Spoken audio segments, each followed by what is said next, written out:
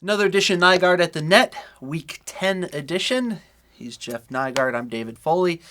Well, a couple of matches in Hawaii, a couple of not outstanding results, but what was your impression of those matches? What do you take from them?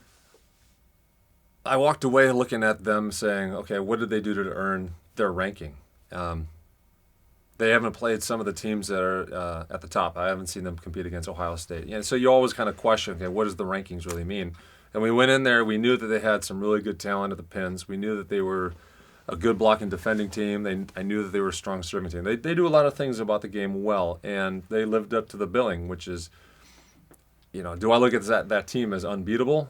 To be honest, no. But they played a really good game, and we didn't. So we weren't able to execute at the level that we needed to sustain a high level. And the thing that I took away from the match, and this is what I told the guys, is I really don't felt that we tapped into our ability to compete at a high level. That being said, we still found a way to lose game 2 and 3, 25-23, 25-23, and I don't feel like we clicked at all. And we started competing towards the end of both of those games. And so for me, it was, even though that wasn't the result we were looking for, the encouraging fact is that when we chose to deliberately compete and focus on those type of things, we did some great things against a top team. Again, if we were able to sustain that for 3 solid games within the match, I think we would have had a different result. I mean, I kind of get it that it's an adverse situation with going in there, and this is an amazing gym. We're in Hawaii. There's all kinds of external detractors, but there's a good, strong chance that if we make the playoff run, we could go back there and compete. So I'm framing it in the way that it's a positive that we got there and got that experience. If we get another crack at it, then we have that experience. You have an interesting situation coming up with the schedule. You have 8 straight home matches, not counting the alumni match. And you start off this week in North Gym against Lewis and George Mason. Now, it's interesting. The next 4 are non-conference. Not to say they're not important, but does that change the emphasis at all going into these matches? Not to be evasive, but yes and no. I mean, you obviously want to go in and win. You want to galvanize the team. You want to have a common purpose. You want to go in and compete at a high level. But in the playoff picture, to get to the playoffs, these matches don't register on that barometer. The in-conference ones are the ones that are used to determine whether we get to go to the playoffs or not. And right now we're sitting 5-9. As you said, we have 4 out of conference, 4 in conference. Actually, it's 5. 5 out of conference, excuse me.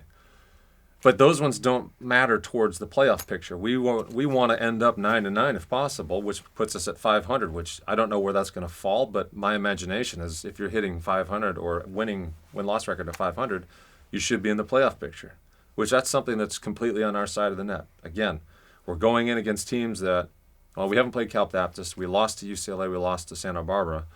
And I'd like to go in playing our best volleyball. So those other 5 matches prior is a great chance to develop the guys on the team, develop some talent, develop people at different positions, develop our ability to compete at a high level, season everybody so that we have a good core group ready to go into those towards the playoff picture. And if we're able to get those 4 victories, then we get to go into the playoffs, and everybody's got some in-game experience, which is going to be invaluable come the playoff time.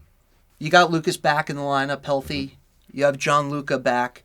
How do you integrate those 2 guys into the lineup? And obviously, they both bring so much talent to the table. I have to think once you get them rolling, that helps your cause greatly. To answer your question, it seems a little bit more like an art form at this point because they do both have some things going on that's taking away from their ability to compete and practice and lift and stay in as great a shape and just, in the prime of the season right now because John's ankle was an issue for a little while, and he still has lingering doubts about it at times. Where he's not holding back per se, but you can tell there's times where he just lands differently. And as an athlete, I understand it's one of those things that sometimes you're just going to hold back because you're afraid of it a little bit. And this is the period of time to get past those things, so that when we get to the matches that affect the playoff picture, they have to be put to bed.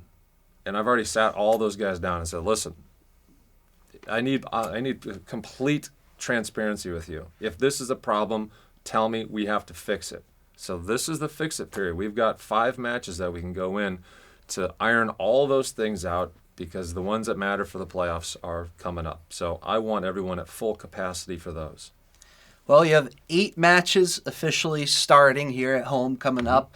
This week, Lewis and George Mason, both at 7 p.m. at North Gym. So come on out to the USC campus. And that'll do it for Week 10, Nygaard at the net. Week 10 it is. Week 10 it is. We'll see you next week. Fight on. Fight on.